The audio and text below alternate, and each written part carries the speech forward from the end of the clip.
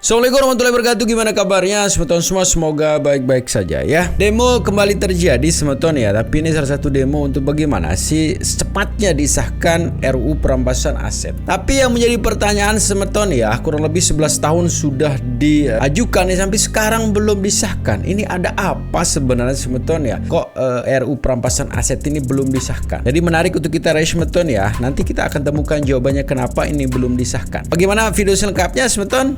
Ini dia. Kami sudah memberikan usul konflik, segera sahkan undang-undang perampasan aset, rampas harta maling-maling itu. Yang konon katanya sampai 1.000 triliun, miskinkan mereka, bukan malah mengeluarkan kebijakan yang merampas harta rakyat karena kami tidak mampu membayar pajak. Ingat Pak Prabowo, kami bukan penunggak pajak, kami tidak mampu membayar pajak karena kami tidak punya penghasilan. Dalam pidatomu di mimbar-mimbar politik kau mengatakan bahwa perampasan aset tidak pernah lepas komitmen dari Bapak Presiden Prabowo. Dan Kementerian Hukum bekerja sama dengan PPATK, juga dengan KPK, terus kami melakukan koordinasi. Tetapi sekali lagi, sebuah undang-undang itu adalah keputusan politik. Sehingga undang-undang perampasan aset saat ini setiap saat pemerintah siap ajukan, tetapi sekali lagi butuh waktu yang cukup untuk kami mengkonsolidasi semua kekuatan partai politik maupun fraksi-fraksi yang ada di DPR. Saya rasa tidak ada maksud itu soal bahkan kita mengusulkan supaya itu bisa dibahas bersamaan nanti ya, bersamaan. Tetapi sekali lagi bahwa komitmen pemerintah dan Anda teman-teman bisa saksikan bagaimana upaya Bapak Presiden Prabowo untuk menegaskan kepada seluruh aparat penegak hukum maupun kepolisian, kejaksaan, KPK untuk menegakkan aturan-aturan yang terkait dengan tindak pidana korupsi. Ya, oke ya. Cukup ya.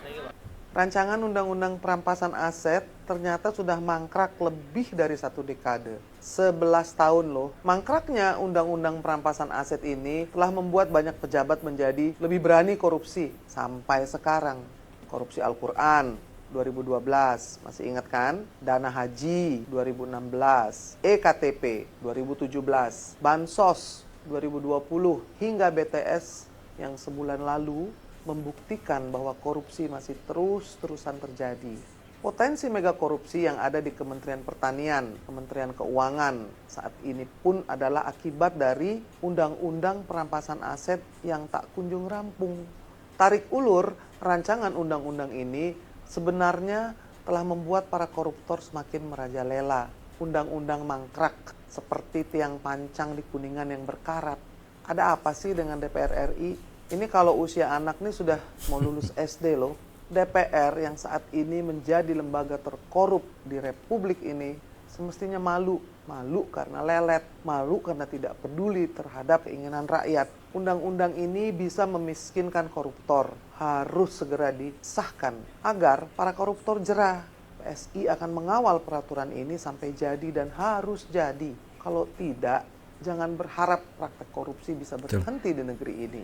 Maju terus lawan korupsi. Salam solidaritas. Soal ini kan kalau kita bicara soal kenapa, berarti kita bicara soal politiknya. Boleh dikonfirmasi sama Pak Mahfud. Saya pernah diskusi berdua sama Prof. Mahfud terkait dengan Undang-Undang Perampasan Aset. Kapan waktunya yang tepat untuk diajukan? Dan di luar perampasan aset itu, undang-undang apa lagi yang harus kita lakukan? Prof. Mahfud selalu bilang bahwa di zaman Orde Baru, mengutip kata-katanya almarhum Bapak Pak Prabowo, Pak Prof. Sumitro kan pernah keluarkan angka 30% di zaman Orde Baru, duit itu nguang. Gitu. Kemudian Prof. Mahfud, beliau waktu menjadi Menko Polkan sampaikan bahwa sejak zaman reformasi lebih gila dibandingkan di zaman Orde Baru. Bukan hanya soal volumenya, tapi menyangkut soal pelakunya. Kalau dulu itu hanya kalangan atas, sekarang ini sudah bisa hampir semua kalangan. Tapi bukan berarti yang di sini ya. Hampir semua kalangan. Ini rakyat jelata, Pak. Ya. Nah, karena itu perlu strategi untuk kita lakukan. Yang pertama, orang selalu lupa betapa pentingnya dalam sistem demokrasi yang namanya partai politik. Yang selama ini partai politik itu hanya menjadi ajang caci maki, padahal kita nggak pernah berpikir soal hidupnya supaya bisa melakukan rekrutmen. Sehingga pada saat itu saya diskusi sama Prof. Mahfud berdua. Prof, siapa yang nggak mau perampasan aset? Bagus kok. Saya ini bukan orang yang bersih. Dan saya katakan bukan hanya di sini. Di depan KPK pun pada saat saya masih jadi anggota Komisi 3, saya bukan orang bersih. Mungkin belum sial. Mungkin belum sial. Tapi apakah saya ingin membersihkan itu? Dan semua orang-orang yang menjabat ingin membersihkan. Pasti nuraninya nggak bisa bohong. Pasti mau. Itu sebetulnya sekarang lebih parah katanya. Memang betul ya. Mungkin itu kemarin alasan berdemo yang setiap hari dilakukan begitu. Karena ada yang takut-takut nih ya. Karena sasaran sekarang, walaupun perampasan aset, RUU perampasan aset ini belum disahkan. Apalagi sudah disahkan. Sebelum disahkan saja sudah gila-gilaan begitu. Tapi salah satu statement dari ini yang saya kagumi juga ya, Romo Bambang Pacul ya. Di situ sebenarnya kita dapat poin, dapat clue begitu ya. Mungkin beliau tidak mau menyebutkan secara langsung, tapi dengan apa yang dikatakan sudah jelas siapa yang tidak mau mengesahkan RUU perampasan aset ini. Ini menarik semeton. Ini ada videonya. Ya itu bahasa PDI. Pak Mahfud tanya pada kita, tolong dong undang-undang perampasan aset dijalanin. Republik di sini ini gampang masalahnya nih. Lobbynya jangan di sini Pak. Ini Korea ini semua nurut bosnya masing-masing. Di sini boleh ngomong kalah Pak. Bambang Pacul ditelepon, Ibu Pacul berhenti, stop. Ini laksanakan Pak. Mungkin perampasan aset bisa, tapi harus bicara dengan para ketum partai dulu. Kalau di sini nggak bisa. Teori saja. Jadi permintaan jenengan langsung saya jawab. Bambang Pacul siap kalau diperintah. Mana perintah berani Pak? Sama toh? Ayo, itu kira-kira Pak Mahfud. Iya itu bahasa PDI. Cukup Pak, boleh saya interupsi sedikit. Pak Menteri saat ini kan posisinya mewakili Bapak Presiden, posisi pemerintah, bukan ketua balik lagi. Oleh sebab itu tentu tidak perlu pemerintah ikut-ikutan cawe-cawe ke soal teknis di parlemennya, baliknya. Kalau soal di balik itu soal kami di sini. Yang saya tanya tadi, pemerintahnya, kalau undang-undang tipikor kan ada. Saya baca ini. Nah, makanya saya tanya, mengapa pemerintah tidak mengajukan itu? Rancangan undang-undang perampasan aset. Ajukan dulu. Soal pembahasannya di sini, itu kita di sini duduknya. Wong belum diajukan kok sudah dibahas soal ini. Saya rasa pemerintah harus ambil posisi yang jelas, sebab kami juga ketemu masyarakat, dituduh juga oleh masyarakat, DPR yang tidak mau. Kenapa DPR tidak mau membahas itu? Kami bilang ya, bukan DPR tidak mau membahas, pemerintahnya belum ajukan. Kalau memang ajukan, sudah diajukan, kapan diajukan itu?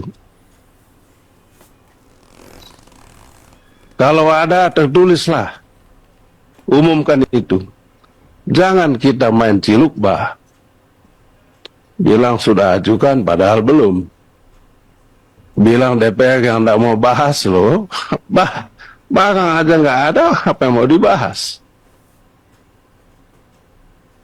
Ya tentu ya Pak Menteri yang punya presiden, ya tentu saya hanya tadi, karena semalam saya baca buku itu, ya saya senang sekali, tapi saya lihat di sini kok nggak ada, ya makanya saya nanya. Kalau memang tidak diajukan, ya udah, kita gembira juga. Kalau memang begitu. Itu saja Pak Ketua. Jadi kita tidak ada yang ini, ya simpel aja. Pak Menteri bilang aja ya nggak usah diajukan, atau mungkin tidak tepat waktu atau apa, ya udah. Sekian dan terima kasih. Jadi itu ya, sudah tahu kan jawabannya ya? Kenapa begitu? Masa nggak tahu sih? Pasti tahu lah. Ini semakin menarik sebetulnya. Coba kita dengar pendapat para netizen. Ini dia. Kalau benar PDI Perjuangan tidak mau menggolkan rancangan undang-undang perampasan aset koruptor, harusnya hari inilah RUU itu diselesaikan dan jadi undang-undang karena Jokowi sedang didukung oleh Gerindra, Demokrat, Nasdem, PKS, Golkar, PKB, PAN, dan P3. Ini artinya kekuatan politik Jokowi dan Prabowo cukup untuk mengesahkan undang-undang perampasan aset ini bahkan dalam 3 jam seperti revisi undang-undang pilkada kemarin. Dengan demikian, total kekuatan Jokowi dan Prabowo di DPR ada 447 kursi melawan PDI Perjuangan 128 kursi. Jumlah 447 kursi itu lebih dari syarat 2/3 agar rapat paripurna pengesahan rancangan undang-undang apapun sah menjadi sebuah undang-undang. Tapi faktanya, rancangan undang-undang perampasan aset koruptor tidak diselesaikan oleh Jokowi dan Prabowo di DPR. Mereka malah mengurusi revisi rancangan undang-undang pilkada demi menjegal Ahok, Anies, dan PDIP. Mereka lebih tertarik memastikan Kaisang agar bisa menjadi calon gubernur demi mempertahankan dinasti politik Jokowi. Jokowi dan partai-partai Gerindra, Demokrat, Nasdem, PKS, Golkar, PKB, PAN, dan P3 saat ini takut untuk menggolkan rancangan undang-undang perampasan aset koruptor karena koruptornya sedang banyak di koalisi mereka. Itu namanya bunuh diri. Lalu kalian membebankan rancangan undang-undang perampasan aset koruptor itu ke PDI Perjuangan saja. Yang nggak bakal gol. Logika ngedabrus itu namanya. Wedel, ada lagi nih undang-undang baru yang baru aja disahkan. Kapan Bu disahkan undang-undang perampasan aset untuk para koruptor yang bejat banget di Indonesia? Undang-undang perampasan aset yang paling urgent di Indonesia, Ibu Puan. Kapan Bu mau dibuka Bu peluangnya Bu? Kapan Ibu ditok-tok gitu Bu? Kapan? Di Konoha pokoknya permasalahannya itu cuma satu, korupsi. Permasalahannya cuma satu, korupsi. Bukan masalah sistem, bukan masalah apa, pokoknya satu aja, korupsi. Jadi kalau tidak ada kepastian hukum tentang terpidana korupsi ini, aduh, udahlah, bubar aja lah kita ya, bubar. Presiden aja udah mikirin membuat penjara khusus untuk terpidana koruptor. Pokoknya sampai dikelilingin hiu-hiu malah. Masa sih Bu, Ibu nggak mau ngetok-ngetok itu perampasan aset dan hukuman metong untuk para terpidana koruptor? Kasihan Bu rakyat Bu, kasihan ini kami rakyat yang menjadi korban para koruptor itu. Kenapa Presiden tidak bisa membuat perpu perampasan aset? Kita pahami dulu ya, Presiden memang memiliki kuasa untuk membuat undang-undang pengganti yang namanya peraturan pemerintah pengganti undang-undang. Tapi syarat menerbitkan perpu itu salah satunya adalah kegentingan memaksa. Mungkin kalian bilang bahwa korupsi sudah jadi kegentingan memaksa dan harusnya sudah diterbitkan. Oke, tapi syarat objektif dari kegentingan memaksa menurut putusan MK adalah terjadinya kekosongan hukum. Kekosongan hukum adalah tidak ada hukum yang mengatur tentang suatu masalah di masyarakat. Tentang korupsi ini sayangnya sudah ada hukumnya, hanya saja kurang tegas, makanya perlu diperketat dengan perampasan aset. Tapi dasar hukumnya udah ada, Undang-Undang Pemberantasan Korupsi. Jadi Presiden nggak akan bisa menerbitkan perpu karena nggak ada kekosongan hukum. Yang kedua, kalian harus tahu juga bahwa perpu itu harus disahkan oleh DPR di periode persidangan berikutnya. Kalau dari awal DPR-nya sudah tidak mau membahas Undang-Undang Perampasan Aset, menurut kalian mungkin nggak PR-nya mengesahkan perpunya Presiden tadi? Yang ada malah terjadi perseteruan antara Presiden dan DPR. Terus kenapa pemerintah nggak ngeluarin peraturan pemerintah untuk perampasan aset ini? Nah, untuk itu kita bahas di konten yang lain. Koruptor dijeratkan dengan undang-undang perampasan aset disahkan dan hukumannya mengikuti pemiskinan. Maka yang mesti dilakukan adalah pemiskinan. Yang kedua, perampasan aset. Maka segera kita bereskan undang-undang perampasan aset. Pak Anies, Pak Ganjar, kalau ngomongin soal RUU perampasan aset, jangan asal ngomong dukung doang dong, basi. RUU ini kan udah berusia 11 tahun sejak direncanakan pada tahun 2012 lalu. Dan yang diduga menghambat kan juga partai-partai politik yang mengusung Pak Anies dan Pak Ganjar. Jadi kayaknya masyarakat perlu nih tahu langkah konkret Pak Anies atau Pak Ganjar. Misalnya, berani nggak melobi ketua-ketua umum partai. Kalau kata Pak Bambang Pacul kan Korea-Korea itu nurut sama ketumnya. Di segitu sebetulnya videonya ya. Semoga videonya bisa memberikan pencerahan dan jawaban kenapa selama ini RUU perampasan aset belum disahkan. Sudah tahu jawabannya ya. Dan dari fraksi mana tadi yang berbicara? Tandai dia. Tetap jaga persatuan dan kesatuan kita sebetulnya ya. Assalamualaikum warahmatullahi wabarakatuh.